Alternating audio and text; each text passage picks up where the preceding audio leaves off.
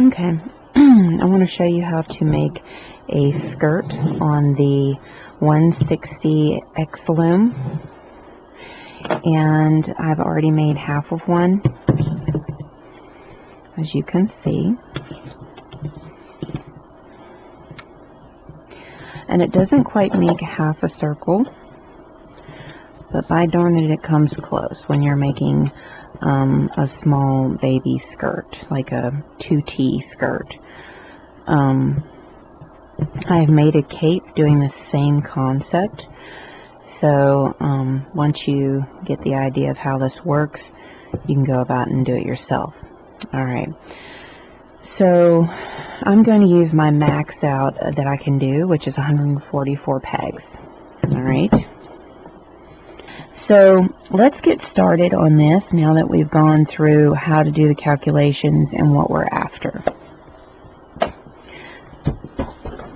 So I've got my wedges maxed out.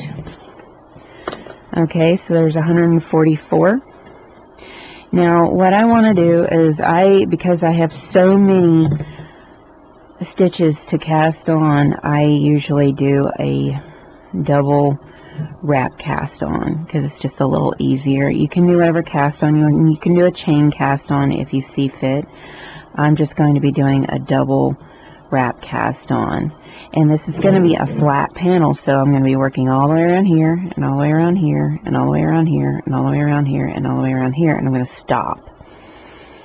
Okay, and then I'm going to be working my way back. So what I'm going to tell you to do is cast on your 144, and then go ahead and pause the video and get that done, and then we will come back and I'll show you how to get started, and then I'll show you how to do a decrease and how a set works. Alright, so go ahead and pause the video and get your 144 stitches casted on, and then we will go from there. Okay, I have done my cast on, and while I'm going to show you how to do each panel separately and then sew up, there is another option. Because you're going to be knitting the last stitch and slipping the first stitch,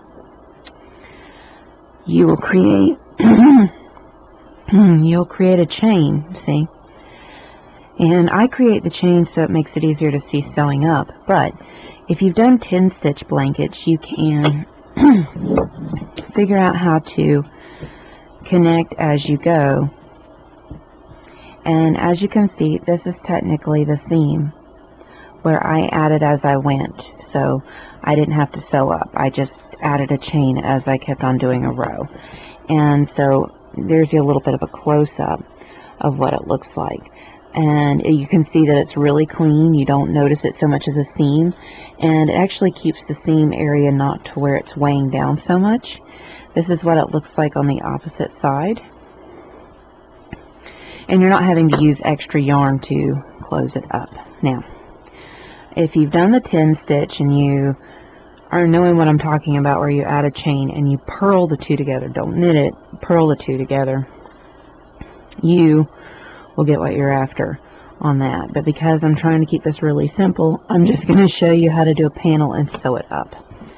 Alright, so you have to decide which side you're going to add it on. A lot of times I'll show those for those who might want to do this. For instance, because I'm only doing 2 panels, naturally it needs to start upside down because you're working from the bottom up.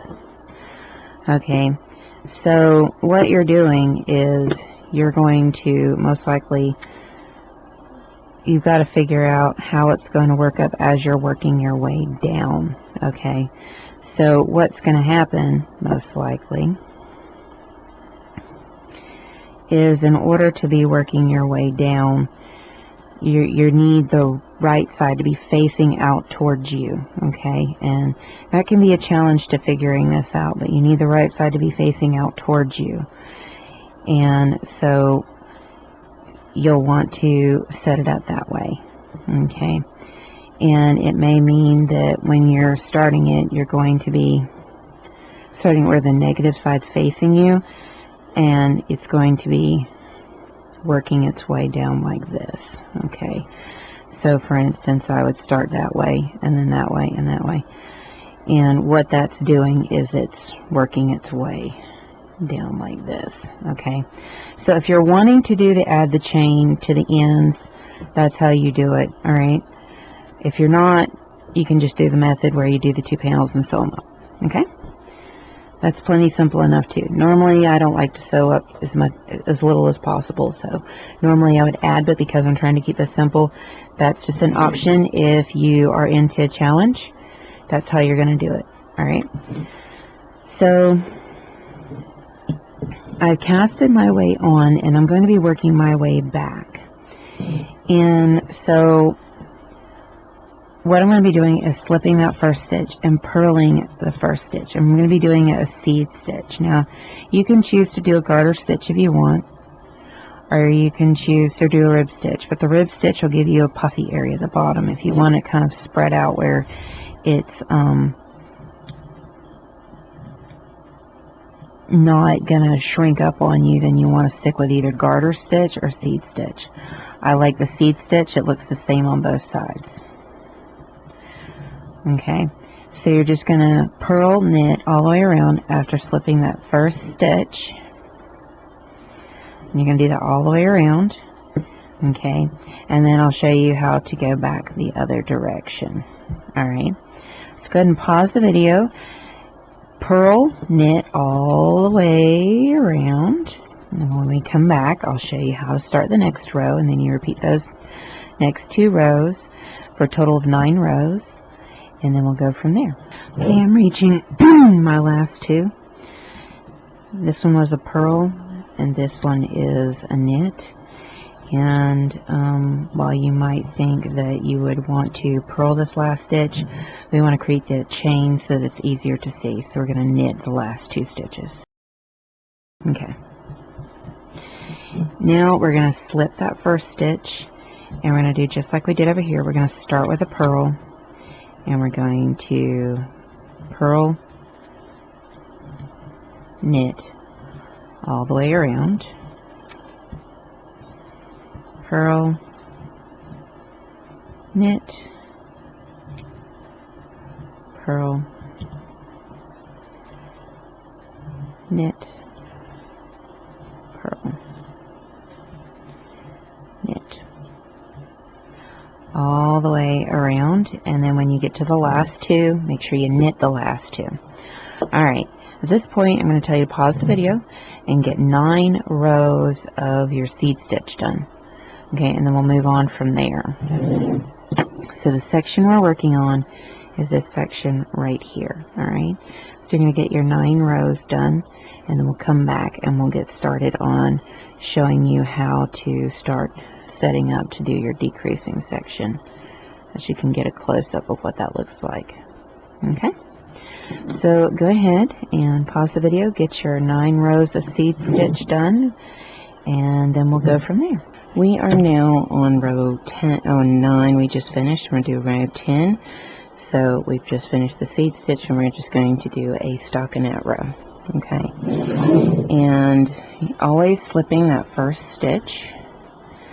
And now you're just going to knit your way around.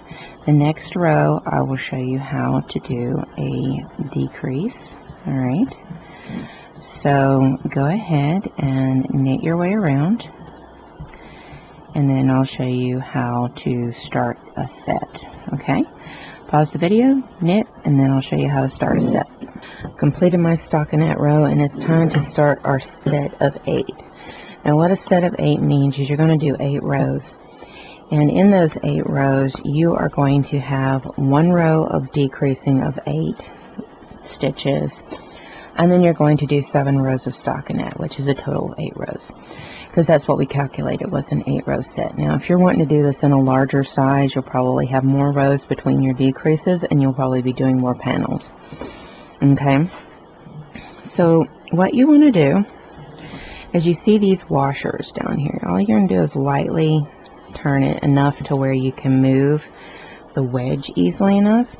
And you're going to move that wedge down to the next set of pegs, as you can see. Okay, then you tighten your little washer up. Okay, you're going to do that over here where you push it down, and this is something I do first. I find it's just easier. Okay, if you want to try to decrease it first, but I just don't find it as easy. Okay, there you go, and push it down to the next one, and you do that all the way around. And then what you want to do is you want to take the stitch off and move it to the wedge stitches. Okay, and you can do it the other way, but the decrease won't look quite as clean. Okay, because if you'll notice, you barely notice the decrease, and if you decrease like this and you're having to decrease close together, it can give you a nice beautiful line. Okay, but if you do it the other way where you actually take it down to this peg rather than the wedge peg, you're going to have something that doesn't look quite as clean. Okay, but I suggest you go in and you decrease all your stitches first, which is what I typically do, so that it's done, and then I just knit my way around and knit the 2 stitches over when I get to the wedge stitches. Okay, this is going to be my first row of my 8 row set. Okay, and I suggest you get a row counter. You can get them at Walmart. You can have one on your cell phone as an app. I just keep a physical one because I just find it's fast. You just go boop. Okay, so I'm at 10 rows, and this is going to be row 11. And normally what I do is, because it's flat, you can work your way around and then work your way back, and you've done 2 rows, and then you just go click click 2 rows. Okay, that's my suggestion. That's how I do it, so that you don't have to do it with every single row. You can go, because you know when you go around 1 and then you come back, because you're working flat, that is 2 rounds. Okay, now we've done our decrease, which is our first row of each set. At this point, we're going to, of course, slip the first stitch and start knitting. Alright,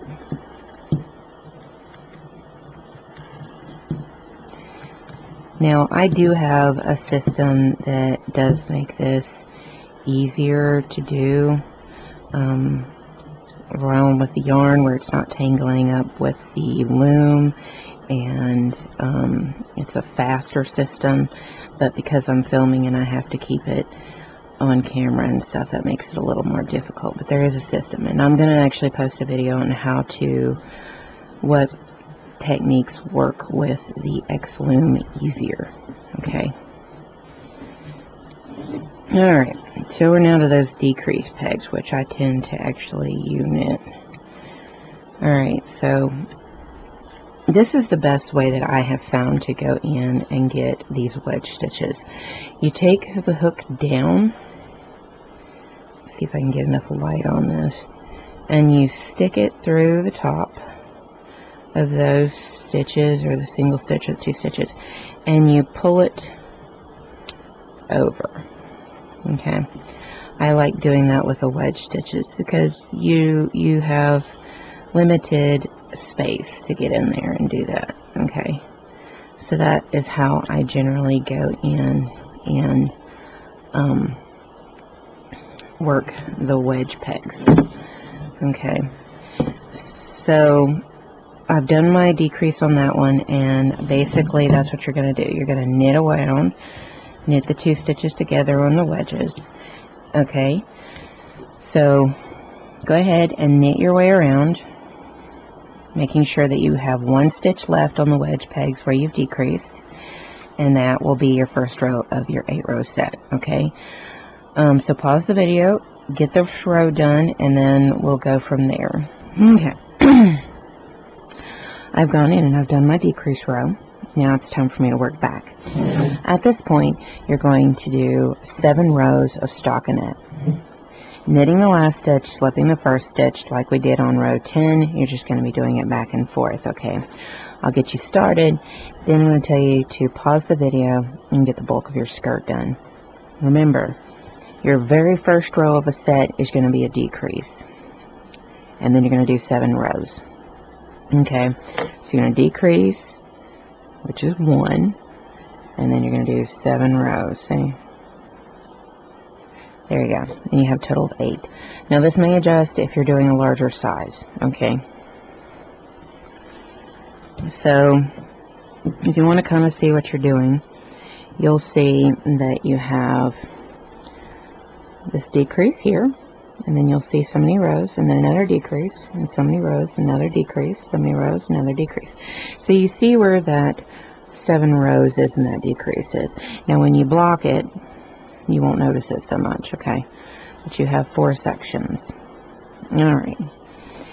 So go ahead and get you started on this row.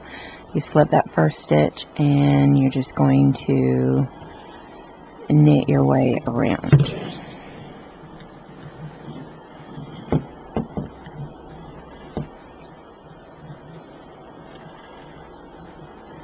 And at some point I'll see if I can find some stronger lighting so that y'all can see this a little better in the future.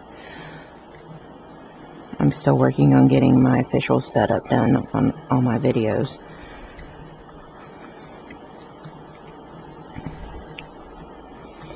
Okay, so you're just gonna work your way around.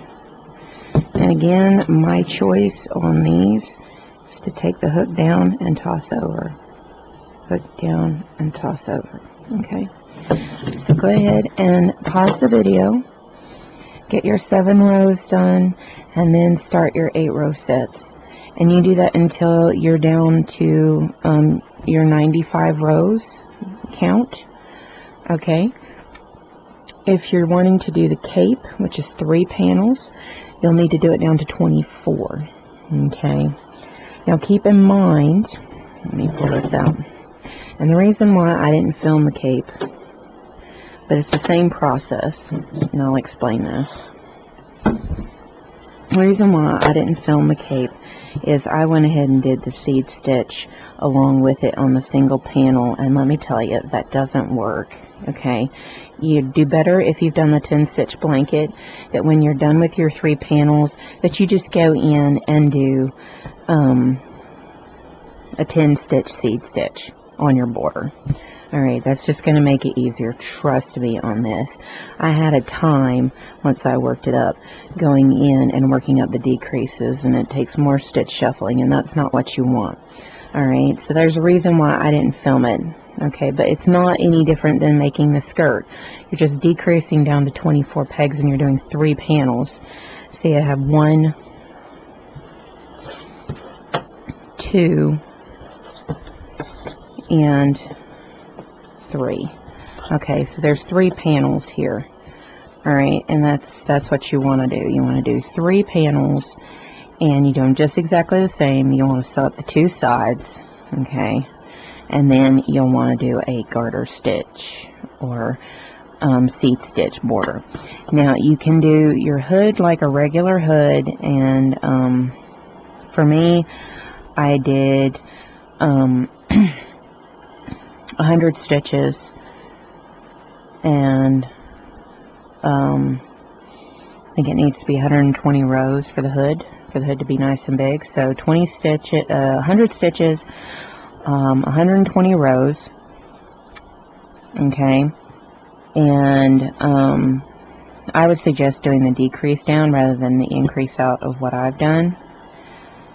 And then what you can do is you can sew it on, and then you can just do it all at once. You can do a seed stitch border for the hood and the cape. Alright, if you're wanting to make this cape, and trust me, it'll look the same as I've done it. Alright, so just keep that in mind if you're wanting to do the cape. It's the same process. You're just going to decrease it down to 24, and you're going to do 3 panels, and then when you're done, you'll sew up the panels, And then on your outer edges, you'll do like the 10 stitch, you'll do a seed stitch, but you don't have any cornering to do. You can just do a straight out seed stitch. Alright. And that way you don't have to do this weird decreasing like I did. So if you're wanting to make the cape, that's the only difference. You're doing the same exact technique here. Same. Okay, as the skirt. You're just decreasing it down to 24 and making 3 panels. Okay? So pause the video, get your panel down to your either 95 rows, which I think is 56 pegs, or 24 pegs, and then we'll go from there. Okay, then we'll do the waistband, and that can be a little trickier, but it'll be fun. Okay, so pause the video, get your panel done, and then we'll come back and I'll show you how to set up to do the waistband. I have finished down to my 56 pegs, and I'm ready to use my stitch holder. Okay. Sadly, you can't just add the other half. You have to readjust the wedges, and we'll need 112 pegs, and that means you're going to have 28 off of each prong. So what I'm going to do is start taking off my stitches like I did here, and then I'm going to show you how to readjust the loom, and then how to add your stitches back. Okay, and then we're going to add a new color. You don't have to, you can stick with the color you've been working with. The other option you can do is just keep going, change your color and just go back and forth for 18 rows, and you could have done that with this one too, and then you just sew the waistband and the side up all at once if you don't feel like doing this process. I just don't like seaming the waistband. Okay, so this is up to you. You can go here and just go back and forth for your waistband rows. Now if you're wanting to do a fold down and add elastic rather than just add a zipper, what you'll want to do is you'll want to double that. You'll want to double it. You'll want to do, what is it, 36 rows? Okay, so you want to do 36 rows so that when you bind off, you can fold it down and sew it up. Okay, and then you can add an elastic to it. Alright, so it's up to you. If you do not feel comfortable messing with stitch holders and everything, you can just do 18, bind off. Alright, 18 rows, back and forth, bind off, sew the sides up. Okay, but this is how I like to do it. Alright, and normally, if I wasn't filming, I would have just been connecting the other half of the skirt the whole time so that it really would be just no seaming whatsoever, but that is a lot more difficult, and I wanted to try to simplify this. So make sure that when you put your stitches on, you always put them on the same way onto the stitch holder. So like I'm lifting up the stitch and putting the stitch holder through the bottom of the stitch, and I do that consistently across the board. Alright, and that way it makes it easier when you go to put stitches back on. You can do it the same way every time. Okay, so remember, when you're doing this, you want to, I'm lifting from the top, I'm sticking the hook down in from the top. Okay, pulling it off the loom and sticking the stitch holder up under the stitch. Alright, and you'll do that consistently all the way around. Alright, so I can tell you it can get a little tricky working in the X, but for me it's worth it, and particularly if you are doing the 10 stitch concept where you're adding the other half of the skirt while you're working the second half, you really are going to have a nice finish if you chose to do that method. Okay, so I'm going to show you the first couple of prongs, and then I'm going to tell you to pause the video and get your stitches off the loom.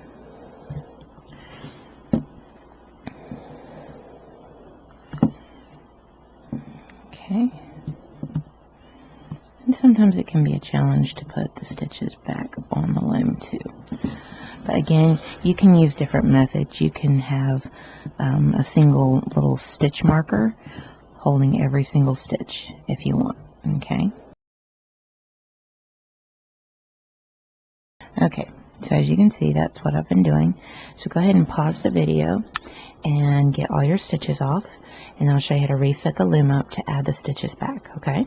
Okay, so now we have our 2 halves on stitch holders, and we need to reset this up. Now, what you want to do is you want to take your total number of stitches that you have for each section. Like it's 56 and 56 to 112 divided by 4 is 28. So we need 28 pegs for each prong. Okay, so how I like to do it is I section it out and it makes it a little bit faster. So we go 2, 4, 6, 8, 10, 12, 14, 16, 18, 20, 22, 24, 26, and keep in mind your wedge is 28. Okay, and so we know that one, then we know we need to start with that one. So what you want to do is you want to line that up where the corresponding starting peg is here, and you're going to count back. You know, 2, 4, 6, 8, 10, 12, 14, 16, 18, 20, 22, 24, 26. And remember, your 2 pegs on your wedge is 28. Okay.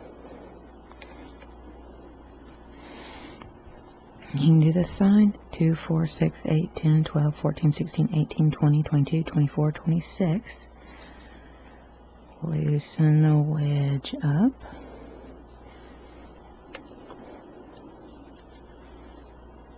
Move it to here.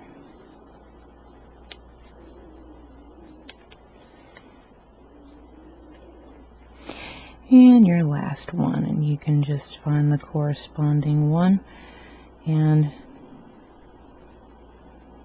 that one is that one. Okay.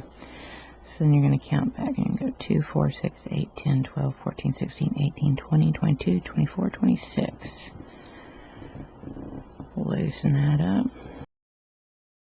If you want to make sure it's accurate, 2, 4, 6, 8, 10, 12, 14. 2, 4, 6, 8, 10, 12, 14. 2, 4, 6, 8, 10, 12, 14. 2, 4, 6, 8, 10, 12, 14.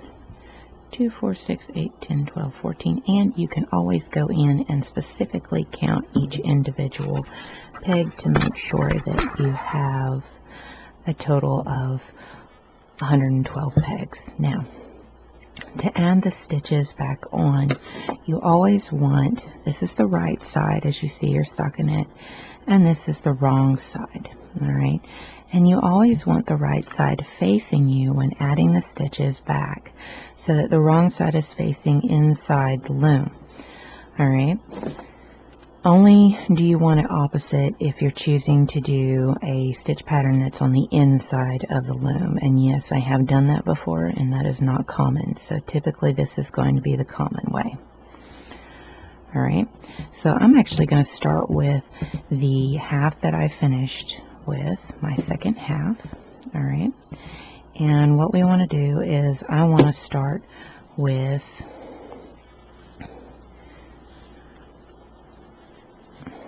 my first peg. So where I should be ending with this first half is over here.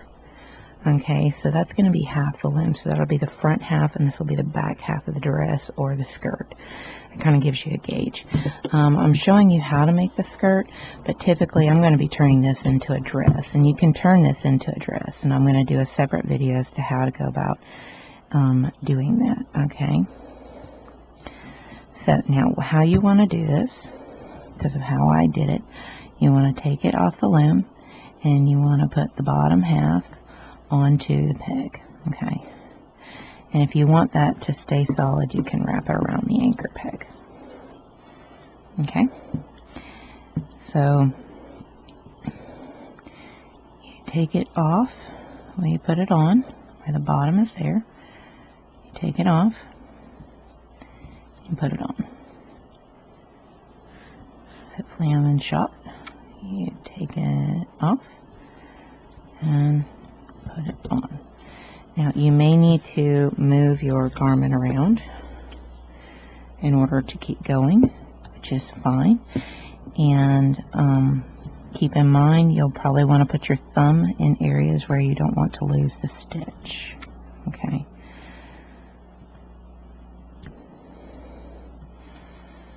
This is if you feel comfortable doing this. If you do not feel comfortable doing this, then you can do it the method that I suggested, where you just do the waistband. You can do whole front and half of the dress and just sew the sides together.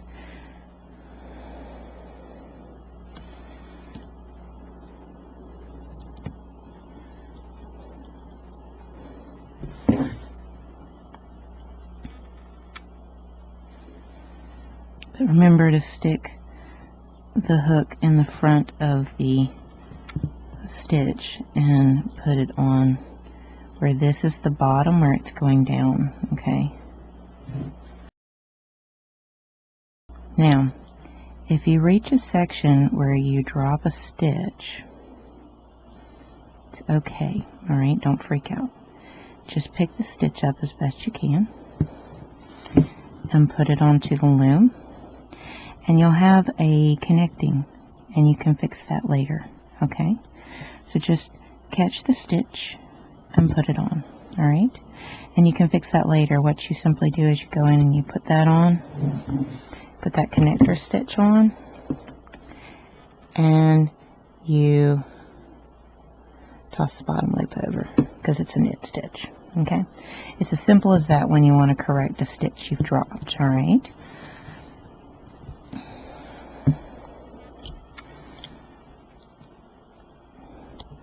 I'm not going to sit here and say that this isn't a more complicated process. Again, you can do half of it. I just like everything joined as much as possible. But let's say you're doing 3 panels. You don't really want 3 sections of a waistband. Okay, so this is showing you if you do 4 panels or 3 panels for a skirt, that this is kind of the better way to go about doing that. Okay,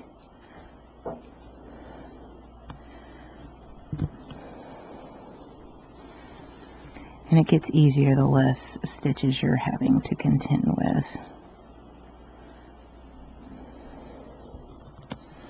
And if you use a smaller stitch holder, you can get into these tight areas a little easier too.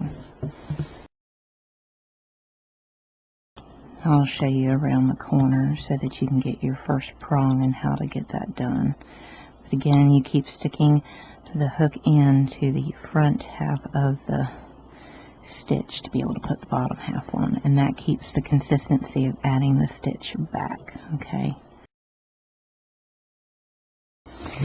And to make sure you don't have a stitch slip off your stitch holder, you can place the finger over the next stitch so that you make sure that it doesn't come off the stitch holder.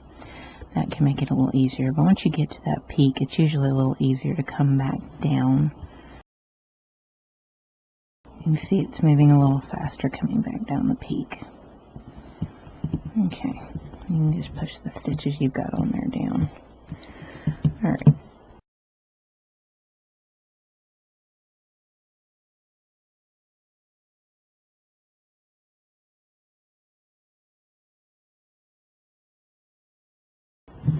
And if you feel like it's getting too tight, you may want to go in and try moving the tension all the way back around.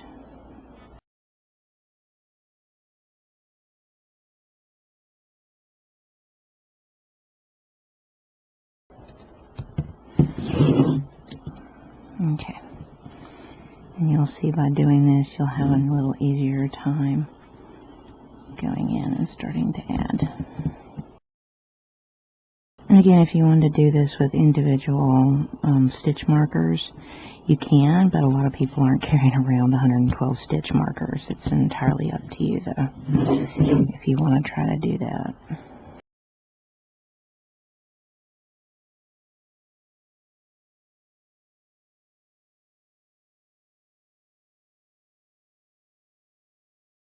Okay. And there you have 1/2 attached. Now, you may want to go in and try to even out the stitches here when you did the loosening, so that it evens itself out again.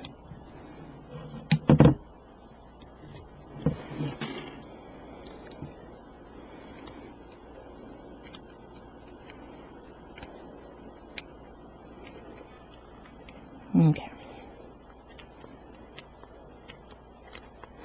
Alright, so now we know this is a front half, and now we want to add our second half. Okay, you're going to do the exact same thing, okay, but what you want to make sure is that right side is facing you. So you may not be starting on this half and working your way. You may be starting on the other half and working your way around, and it looks like for me that's what's going to happen. It's my loose end. I'm going to be starting over here and working my way around, and it works basically the same way. Okay, and looking at my stitches, I'll show you how to get this started since we're going the opposite direction. Let me get all my stitches on one side. Here we go. Okay.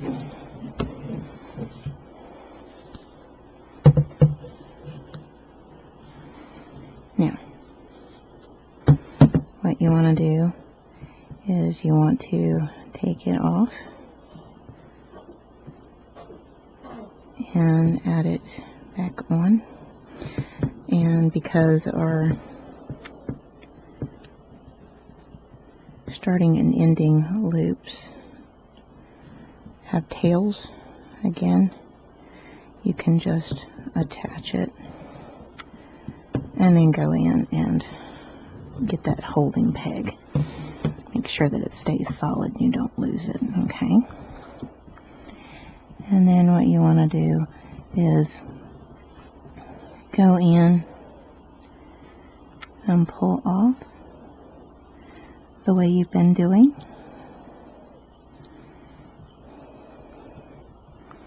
You're just doing it in reverse. You want to pull off and put back on.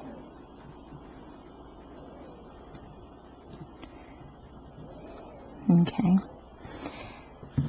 Now, if you want to be able to go the same direction, you may want to start, like for me, I started on the opposite side and did it. If you want, because that gets you off the same end, what you want to do is when you take off, on how to work this out where it works up right, is if you wanted to be able to continue, is you can start on one side when taking the stitches off, then you can go to the other side when you go to take off the other panel and start on the opposite side, so that you can just keep going all the way around. Okay, I need to move these over. Okay, so I'm taking off from the front half of the stitch. I'm just and adding it back. Alright. Again, don't worry if you drop a stitch. You can always fix it. Okay, don't freak out. You just simply add the stitch back and take the chaining yarn and knit it over. It looks like I dropped that one. Just make sure you catch the stitch before it drops too far. But that's how you correct that, okay? Alright. But what you want to do is you want to try to move your stitch holder around to where you think it's going to be easiest to add the stitches back. If you think it's going to be easiest to work it this way, you work whatever way is going to be easiest for you, okay? But always remember, when you're taking the stitch off, you go from the front, and then you want to pull it off and then add it to the peg. Okay, to the front and add it bottom side down. Okay. Alright, so pause the video and add on the other half. Okay, and then we should be ready to go in and start doing the waistband. Okay? Okay, I have attached all my stitches, as you can see, and I'm ready to start working on my waistband, which I'm going to do in black. Now, according to my calculations, I was supposed to do 18 rows, but I'm looking at a 2-inch waistband. If you are wanting to fold it down and add elastic that way, you need to do 4 inches rather than 2. If you're going to attach it to a dress, I'll show you how to do that. As we're looking at it, this is the front half and this is the back half of the dress, if you were to do a dress. Okay? This is also the front half and the back half of the skirt. Alright? So let's get started. Let's find our starting peg here. And I actually knotted my ends together here, as you can see. And I'm just going to leave it like that. Okay, now I'm just going to start working with the black. I don't need to attach it if I don't want to, but I do want to leave me an excessive amount of tail. Okay, now I'm just going to wrap this first peg just to get that over. Alright, now I'm going to knit all the way around for my first row, but then here's where you want to decide if you want to do a rib stitch, a seed stitch, or a double moss stitch. Alright, if you want to do a rib stitch, know that the waist will fit closer. If you do a seed stitch, it'll fit looser, and if you do a double moss stitch, it'll fit looser as well. So it's up to you. Either way, you're going to get what looks the same on both sides. But what I would suggest doing is doing a stockinette stitch all the way around just to get you started. And this can still count as row 1.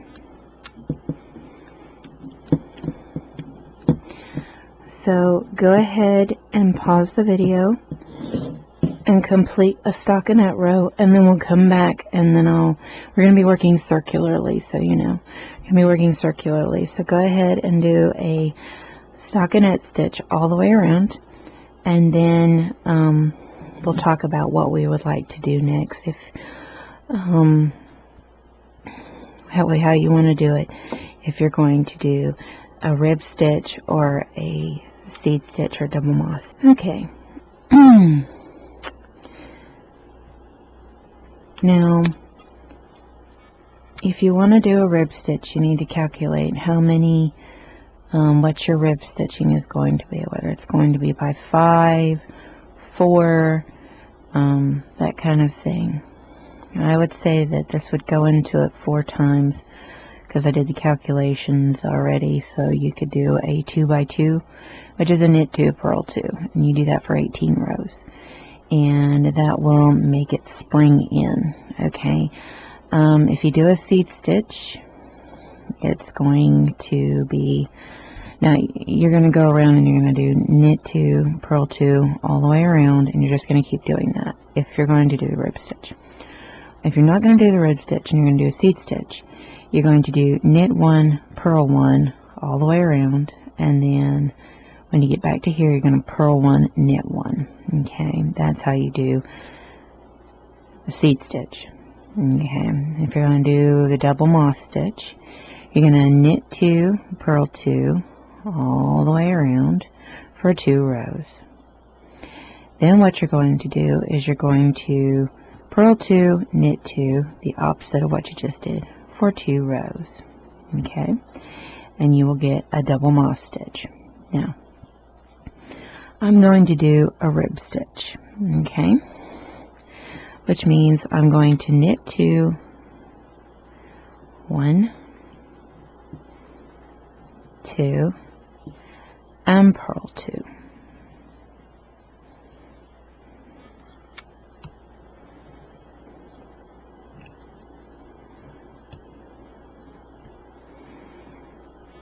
Knit 2,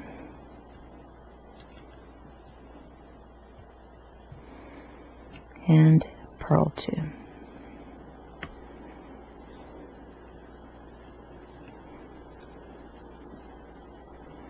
Okay, so decide what you want to do for your waistband. You can do anything you want, just make sure you do the number of rows you need, okay?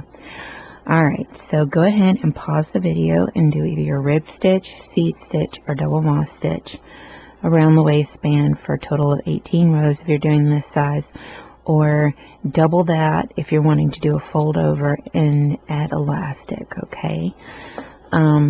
Otherwise, pause the video, get that much done, and then we'll go from there and I'll explain what the next step is, okay? Okay. I finished my skirt, alright, as you can see. Alright, there's my waistband. Now, what's next is going in and binding off. You have two options. If you bind off regular, it might be tighter than you like to just slip on. If you bind off like you normally would, where you always knit the second stitch and then move it back and toss over and move over, you might have it a little tighter than you want. If you want to make sure that it's going to be loose enough to be able to pull over, you'll need to do the modified bind off that Loom Hat does. But instead of doing it in E-wrap, I always do it in flat knit. Okay, I'm going to kind of show you how that works. You'll see I already have stitch markers. This is for my next section, which I'll link below in the video if you want to do this as a dress. Alright, but the modified bind off is where you knit, you repeat this step over and over. You knit that first peg, knit that second peg, take that second peg back to the first, toss the bottom loop over. Now this looks like a regular bind off, not quite. Move it over. You're going to then go in and knit that first peg again, and knit the second peg. Take the first peg back, toss the second loop over, top that loop over, and move it to the next peg. Now you're going to repeat this where you knit the first and second peg, take that second stitch back to the first peg, toss the bottom loop over, and then move in, fill the space. You're going to do that all the way around. When you're done, you can go in and fold down the waistband, sew it up, and before you close it, add your elastic in, and then you have a skirt, okay? You can also choose, if you decided to do a flat panel, you can sew up one side and then take the other side and put in a zipper and sew up part of that, okay? So there's options for this if you have a knowledge in sewing, okay? So that is how you're going to do. So you're going to go in and bind off. Now, I'll show you how to sew up the skirt. What I'm going to do is go ahead and finish up the dress, but I'll show you how to sew up the skirt so you can see that easily. It shouldn't be as difficult as you might think. I always kind of like to start at the bottom and work my way to the top, or you can start at the top and work your way to the bottom. But you should have these lovely chains through here that you can follow to keep your seams even. See, you should be able to just follow those all the way up. So you just send the needle through the corresponding chains on each side, and you just do that all the way up. If you don't, if you're pretty knowledgeable in this, you can kind of go ahead and just sew up both sides and you'll have it. So there's tons of options on closing up, but this is just a basic on how to do a skirt, okay? So go ahead and pause the video and get yourself binded off, and I will show you how to sew up the skirt, okay? Okay, it's time to show you how to sew up the skirt. And I've already sewn up one side, and as you can see, it's very smooth. You hardly notice it. So now it's time to sew up the other side. And what I would suggest is finding your very tip corner, pull the yarn through, and then you want to knot your tails together.